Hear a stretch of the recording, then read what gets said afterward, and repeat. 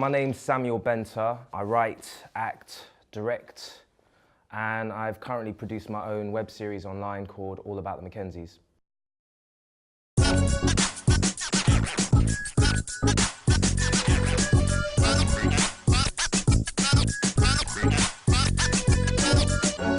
Well, how this all came about, the whole concept of it, this was in December 2010.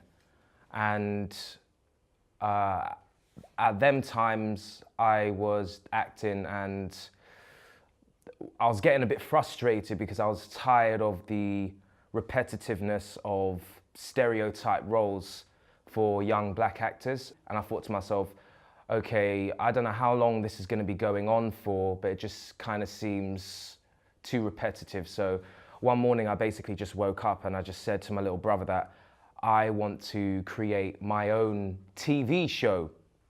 I said TV because I didn't even know what a web series was. Dad, are you all right? Oh, my chest. Oh, my heart.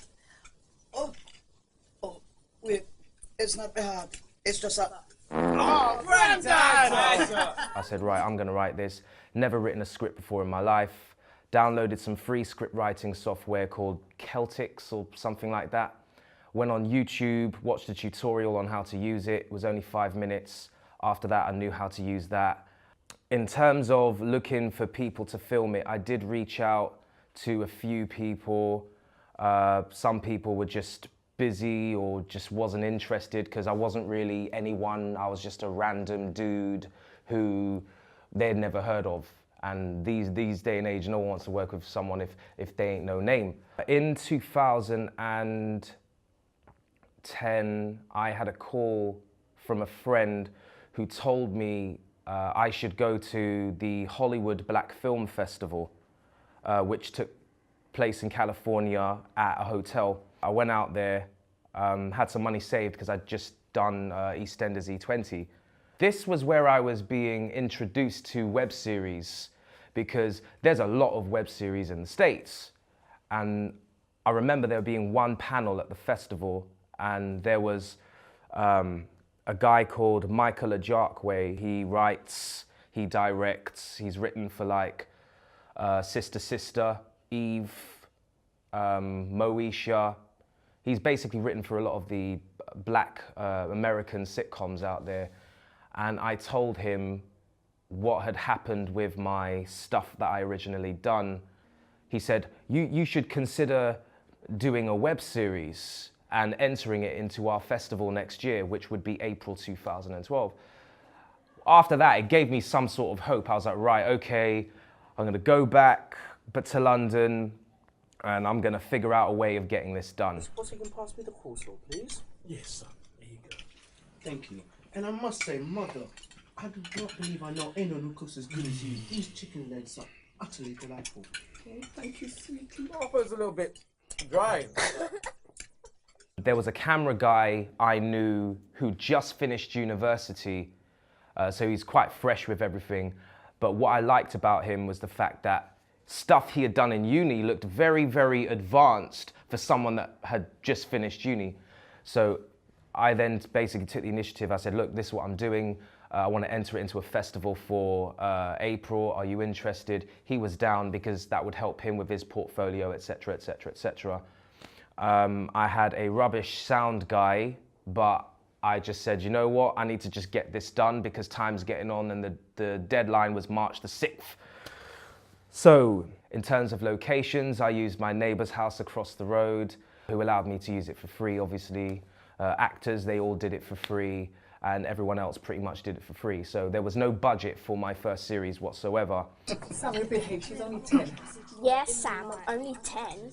Evil is no age. I got my eye on you, gremlin. Put your tongue back in your mouth. Then I went back out to LA for the festival. I won an award for Great Ensemble Cast in a Comedy for the web festival out there, which was very, very nice. That was a big achievement for me. And then it was basically coming back to the UK and it was like, right, now I have this, what am I gonna do? let's put it online. It's a web series, right? So went on YouTube, it was free, uploaded it, spoke to a few people about it. And at this point, no one really knew what a web series was. We uploaded 1 episode a week, getting a lot of good feedback from that. A lot of people wanted to start interviewing me. I had like the Voice newspaper. When I was in LA, I had met some people who have like magazines and stuff out there. They wanted to hear my feedback, gave them feedback. They had the links to the show, so people over there was watching it as well. And there was also a guy from France who I met out there who embedded my stuff on his website. So there's people from France watching it as well, which was all very good. I had actually approached a few TV companies because obviously I wanted a TV show. I didn't want a web series. Was waiting a long time for a response. I did get a response from CBBC because there's a very young comedic element to my show, which a lot of the kids love about it. I think that's mainly because of the granddad character and the little brother, and especially the little girl that's in it. I went to BBC Manchester, had a meeting with 2 executive producers, and they pretty much said to me that the show was too black. And I said, well, they're a black family, what do you expect?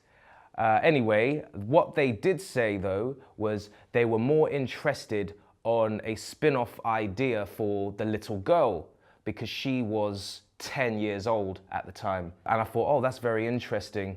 So I was thinking of a spin-off show idea, forwarded it to them.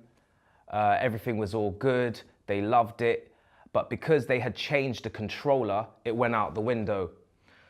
So now I'm now back here. I'm not gonna lie, that really, that mashed me up quite a lot. That really did. I was so close, actually. Darling, come off your phone when you're up on the table. Shamika, she come up to the room with her man. Charlene! And she come up in my face because she was all that. I just had to cut my eye at her. Charlene McKenzie! That is when I noticed the foot was dry. Like, oh, Coco, hey! I knew that I wanted to create something that was bigger and better than the last because I knew it received a huge response. My little brother introduced me to one of his friends. I think she was a pilot or something. She saw my first series. She liked it, said she really loved what I was doing.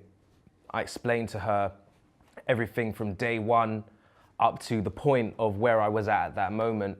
She says, how much do you think it would cost to make a show that's big, what, 22 minutes, 6 episodes long? And I said, you know what, I actually really don't know. So I went back and I was just thinking about how much I could pay my actors, my cameraman, a decent sound guy this time. In my head, I got a figure of about £20,000. So I thought, I'll just tell her that roughly that's how much I think it would cost. So I said to her, I think it's gonna cost about £20,000. She says, I'll give you 10. As soon as she said that, my heart dropped and I felt like crying because it wasn't something I needed to pay her back for. She just said, no, I believe in what you're doing. I can see that you've tried so hard, you've come all this way. I'm gonna give you the 10K so you can go make a bigger and better show. Now that I had 10K, the funny and not obvious thing was there was more motivation from the people that were involved because money was involved. Everyone really just moves a lot quicker when they know money's involved. I got my production insured, managed to hire out some equipment, because the first series we had no lighting. This time we did have lighting, hence the reason it looks a lot more professional. Managed to pay some of the comedians their money. Everyone basically got paid but me, because I would rather it go into the actual production. So 12 days of filming, 6 episodes, intense days of filming, I must add. Now I'm basically at a stage where we're on television next year. Oh, hey boy, you deaf? Me say pour me some juice. I didn't hear. That's what me say, you're deaf. By the way, me leave you some dinner in the fridge. Oh, thanks, Grandad. There's no chicken on the plate, Grandad. Well, I had to have some compensation for leaving you a plate of food, don't it? For people that are looking to do a web series, frustrated actors, writers and directors, I would strongly recommend you do a web series because you will be waiting for a very long time, knocking on people's doors, asking for funding or going to endless amounts of auditions. I say create your own stuff. Don't wait, just create the thing. It doesn't cost money to think of an idea. It doesn't cost money to write a script. Getting started is the most important thing because then you will start to see things happen from that first action that you decided to actually do it. Everyone's managing to get hold of these Canon cameras now, which is quite good quality. Get out there and film it.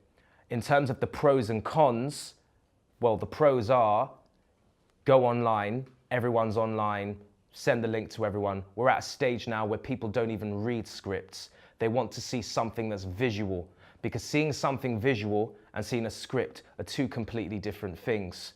So I would strongly recommend that they film what it is that they write. Even if it's 2-minute trailer or something, it's a lot better than giving someone a script because reading scripts take a lot of time. Just don't wait, create, get out there, go do it and stop making excuses.